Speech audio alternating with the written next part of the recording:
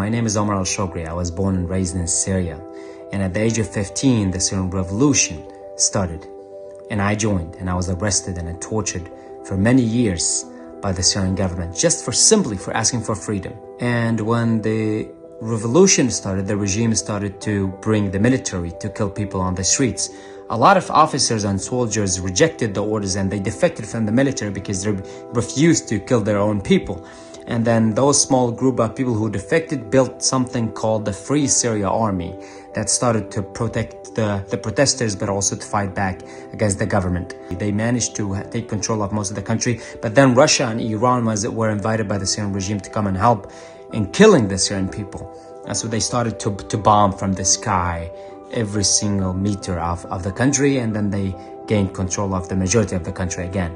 And now what's happening is that those rebel groups, they came together, and now they actually leading an offensive against the government to take over so many areas, considering the fact that Russia is busy in Ukraine and Iran is not as supportive of the Syrian regime at this stage, and Hezbollah is weakened.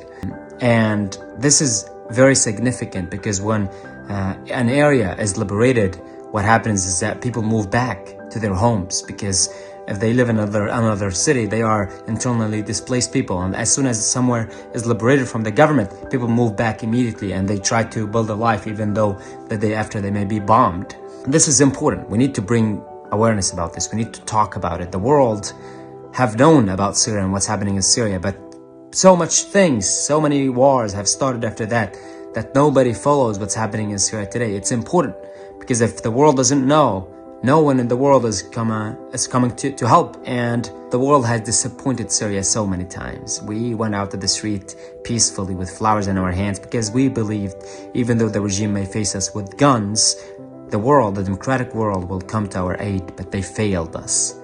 And hopefully they won't fail us today.